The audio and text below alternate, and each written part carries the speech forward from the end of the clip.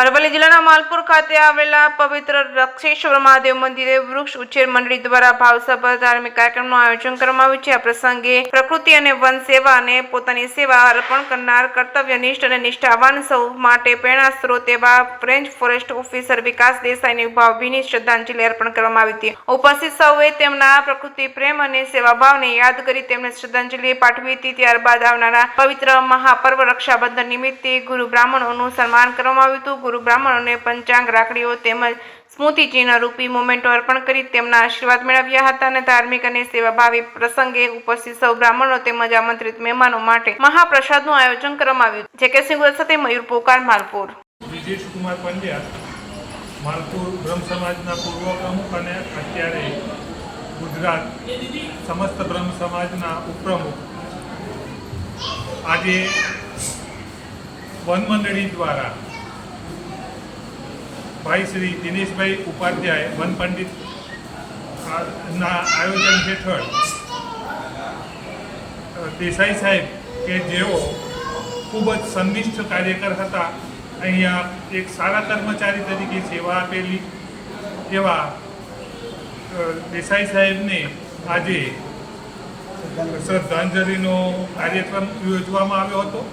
એની સાથે ખૂબ અગત્યનું કામ કે જે દર વર્ષે વન મંડળી દ્વારા કરવામાં આવે છે એવું ગુરુ બ્રાહ્મણને સન્માનવાનો કાર્યક્રમ દર રક્ષાબંધન વખતે થતો હોય છે અને એમાં ગુરુ બ્રાહ્મણોને ખૂબ આદરપૂર્વક બોલાવી માન સન્માન સાથે તેઓને નૂતન વર્ષ માટે તેમનો આજીવિકાનું ખાસ જેને સાધન કહેવાય એવું પંચાંગનું વિતરણ કરવામાં આવ્યું।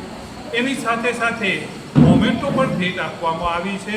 દરેકને ખૂબ આદરપૂર્વક મોમેન્ટો પણ અર્પણ કરવામાં આવી અને નવા વર્ષમાં સૌનું કલ્યાણ થાય તેવી શુભેચ્છાઓ પાઠવવામાં આવી હતી। એ સાથે દિનેશભાઈને પણ સર્વે ઉપસ્થિત ગુરુ બ્રાહ્મણો, બ્રહ્મ સમાજના, વણિક સમાજના અને અન્ય દરેક સમાજના અગ્રણીઓએ શુભેચ્છાઓ આપી હતી।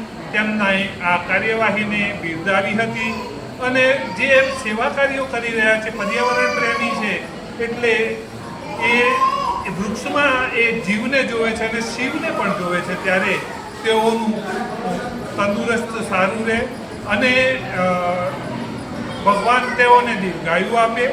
એ સાથે તેમની કાર્યક્ષેત્રે ઉજ્જવળ સફળતા થાય તેવી સર્વે પ્રાર્થના કરી હતી। ઓમ નમઃ શિવાય। મારું નામ પંડ્યા વિઠ્ઠલભાઈ ગંગારામ, રહેવાસી માલપુર। આજના આ બ્રહ્મ સમાજ દ્વારા દિનેશભાઈનું જે કામ કરેલું એ ખરેખર અદ્વિતીય, અલભ્ય, કે જેનું કોઈ જોતું નથી એવું ખરેખર દિનેશભાઈએ કામ કર્યું અને આમે બ્રહ્મ સમાજ અમારા ગુરુ બ્રાહ્મણ સમાજ માટે ખૂબ વર્ષોથી આદત સુધી એવા અમારી જે કંઈ થાય એ અમને મદદ કરતા આવ્યા છે અને મદદ કરતા રહે છે। બીજું કે આજની જે શ્રદ્ધાંજલિનો પ્રોગ્રામ હતો એમ મારે એમ કહેવાનું છે કે ન જાય તે ન બ્રિયતે, ગીતાના અધ્યાય 2ના 20 નંબરનું શ્લોક છે। ન જાય તે ન બ્રિયતે વા કદાચિનાય ભૂત્વા ભવિતા વાન ભૂય અજો નિત્યમ શાસ્ત્રોડમ પુરાણે ન હન્યતે હન્યમાને શરીર। Saul is never born, not does it die, not after having been searched to be unborn, eternal, unchanged. Saul dies not when the body dies. આત્મા અમર છે, એ આત્મા કોઈ દિવસ મરતો નથી।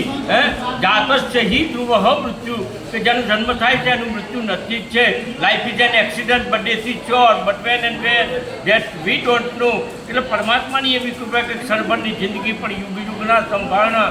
અરે સાહેબનું જીવન એવું જીવી ગયા કે સંસારને જેના વાળના જન્મની મૃત્યુ તો નિશ્ચિત જગતમાં થાય છે અને કેટલું નહીં કેવું જીવે એ જ યાદ રહી જાય છે।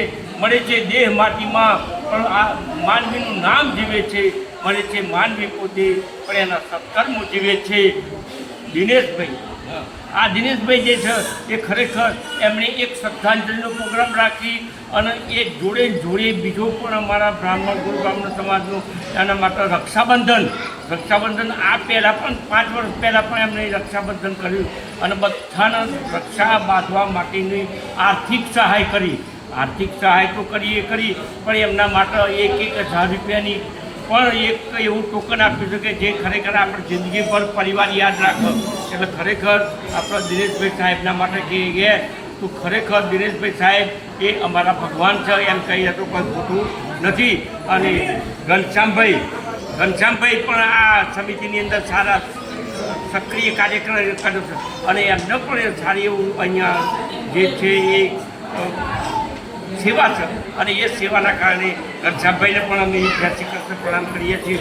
અને ખરેખર આ સાહેબનો હા અને ખરેખર આ જોવા જતાં અમને એમ લાગે છે કે લાગણીના જળવળે હું મર્દન કરું છું, લાગણીના જળવળે હું મર્દન કરું છું અને આ સુંદર શબ્દોને હસ્તકમળમાં ઘસી આપ સૌને ચંદન તિલક કરું છું.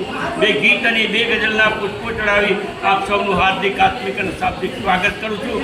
સ્વાગતમ સ્વાગતમ સુસ્વાગતમ.